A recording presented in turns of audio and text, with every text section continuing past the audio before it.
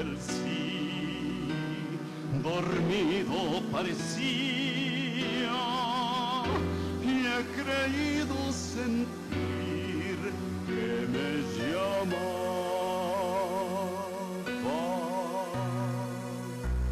Acérqueme a su faz,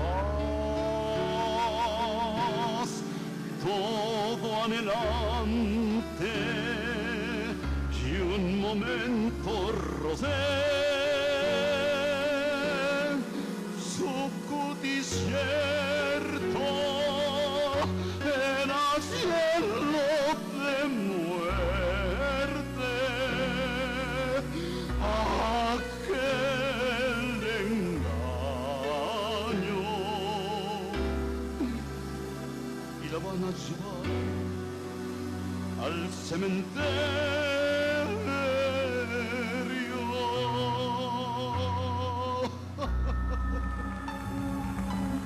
Entrevista con Ana Neumann, querida amiga, que por años y cumple sus 15 años, que ahora está cumpliendo sus preciosas primaveras, 15 primaveras.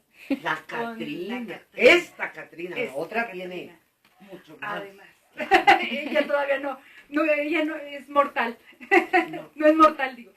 Pues esta, quién sabe, Sí. que es una Catrina Claro, especial. claro. Sí, fíjate que, Platícanos de ella, a ver. pues, Cuando iniciaste y bueno, cómo ha ido evolucionando. sí, es un espectáculo muy consentido para mí, creo que también para el público. He sido muy admiradora de lo que es la muerte mexicana y todo lo que es la ceremonia del Día de Muertos y las tradiciones, en general de todas las tradiciones y costumbres y de las cuestiones que son como auténticas, no solamente las mexicanas, pero muy particularmente las mexicanas. Y desde que era joven hice investigaciones serias de lo que se hacía en San Luis Potosí capital, que por cierto, muy curioso, porque nosotros nunca habíamos puesto altares. Los altares son de Mesoamérica, no de Aridoamérica, Sí. pero a mí me da mucho gusto que ahora la gente haya adquirido una tradición que a nosotros nos viene directamente de la Huasteca, no del altiplano. Pero sí había, por ejemplo, las visitas a los panteones, el viejo y el nuevo panteón del Saucito, todo lo que era el ritual de comer arriba de las tumbas, de llevar la música, de los aguadores, de las floristas, de las plañideras. Y también en aquella época de primero mi niñez, que mi papá también nos inculcó mucho la tradición, pues nos íbamos a comprar calaveritas y todo eso a la calle Hidalgo.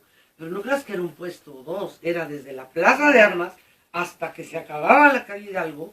Y bueno, uno y otro artesano se peleaban en el sentido de que no sabías cuál era más bella y cuál tenía más variedad.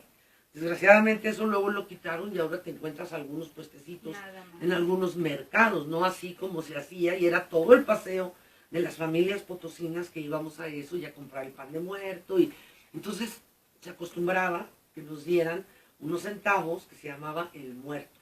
Y mi papá me decía, aquí tienes tu muerto a los 5 hermanos, y ese muerto era para ir a comprar calaveras y cosas relacionadas en cempasúchil, no para poner altar, Sí. sino para comprar los muertos, nada de brujas, ni de monstruos, ni de máscaras de luchadores, ni nada de eso. Afortunadamente no había nada de eso.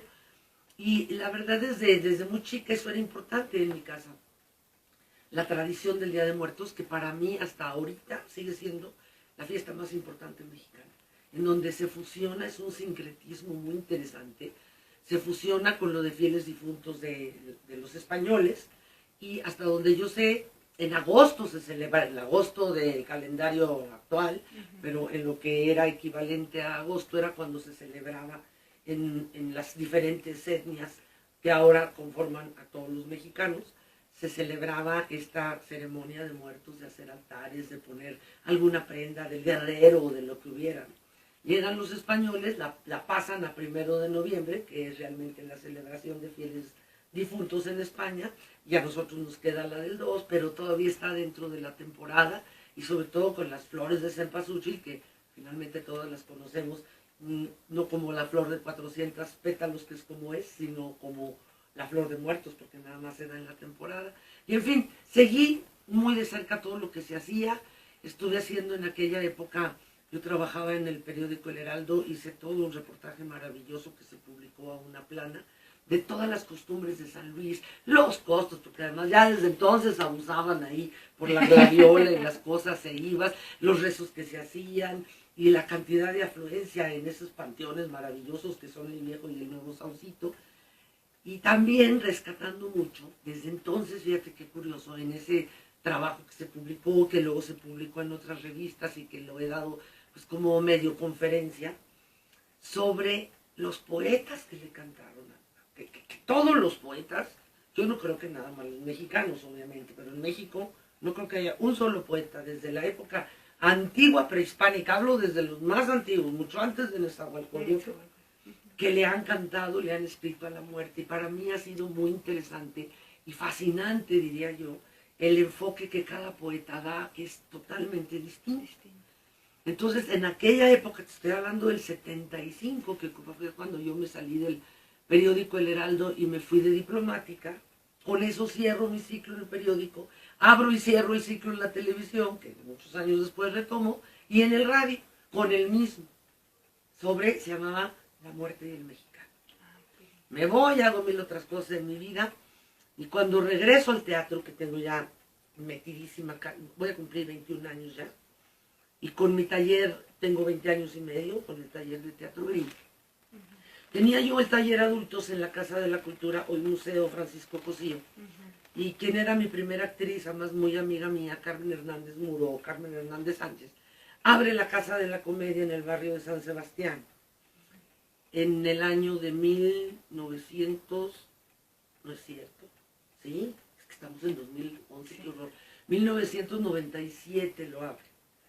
Y entonces me dice, oye, ¿por qué no hacemos algo de muertos? Yo la verdad andaba todavía con otros montajes y cosas, pero a veces la musa me quiere. Y llegué un día a la casa y de pronto se me vino así en cascada, nuevamente la poesía, que finalmente pues, yo escribo poesía también, y me ha fascinado siempre el lenguaje, y empecé a buscar y a investigar y a sacar textos, y armé una gran antología poética de la muerte y de ahí a seleccionar, y entonces yo leía en voz alta y me imaginaba visualmente cómo, que no es declamación, ni es recitación, ni mucho menos, sino que realmente somos intérpretes de la poesía, decidores, que combinamos el teatro, la plástica corporal y todo esto, además de que me fui imaginando algo con música y algo de baile, pero todo íntegro basado en poesía mexicana, desde la época prehispánica. Y entonces me acuerdo que llegaba mi hija y, mamá, ¿qué estás haciendo? Porque ya sabes, haciendo los tonos, siguiendo, y bueno, algunas cosas nomás un fragmento, y aquello fue una pasión y una emoción, porque estaba haciendo algo del que yo había sido amante siempre, que era esta tradición de la muerte, pero enfocada con la poesía que yo ya tocaba desde que era muy jovencita, dentro de la muerte. Y salió la Catrina, claro, en esa primera edición de Catrina, eran 6 mujeres, 7 con Carmen Hernández, a quien yo por eso pensé en el personaje de la Catrina, por ella, pero de ninguna manera pensando en lo que Guadalupe Posadas hizo, o Diego Rivera, que es realmente el que le da el nombre, sino tomando la Catrina como el símbolo más importante, más fuerte de la muerte mexicana, como en ningún lado vas a confundir la Catrina con ninguna otra cosa, más que México. Y toda esta elegancia de la muerte. No tanto el trato, que también es maravilloso y que me encanta, pero yo lo veo y lo enfoco desde otro punto, que es, por ejemplo, las calaveras literarias, las cuestiones chuscas, el trato de tú a tú con la muerte, ¿no? Y decir, a mí las calaveras me pelan los dientes, que es fenomenal, pero esto es otra cosa. Entonces, alguna gente me decía que por qué tomaba la Catrina si no tenía una sátira política como lo que hacía Posadas o algo. Le digo, no, es que ese personaje es universal. Lo crea Posadas, lo recrea Diego Rivera, pero ya es totalmente nuestro de todos, ¿no? Y ella representa esa muerte mexicana, y esa fiesta, y esa picardía que tiene el propio personaje, sin que llegue a las cuestiones chuscas, o de borrachitos, o de calaveras, o de títeres, que también es genial, me encanta.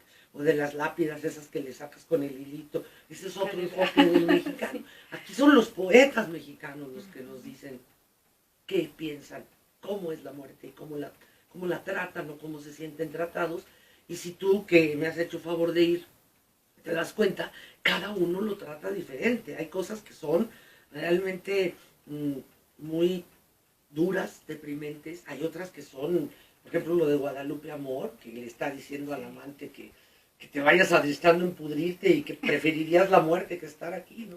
Hay otras, como la parte final de Rubén Bonifaz Nuño, que en lo personal me gusta mucho, en donde te va mencionando todo lo que hace cuando se muere alguien. Lo que tú haces todos los días, pero a veces más, ¿no? Todas las mañanas, cada día, antes de morir, al rasurarnos, al enderezarnos la corbata, al poner el saco sobre los hombros, nuestras manos hacen la tarea. De igual modo inútil que otras manos han de hacer alguna vez por nosotros. Es una costumbre admitida la de acicalar a los muertos, ponerles a fuerza su mejor traje, sus zapatos nuevos, su camisa planchada, como procurando que en la tierra los hallen decentes los gusanos. Entonces, es genial, ese es el cierre. Y dices, es cierto, ¿cuánta gente jamás en su vida usa un traje, pero van y le compran un traje nuevo al difunto? Porque los gusanos, entonces fíjate cómo cada poeta lo hace distinto, ¿no? Y yo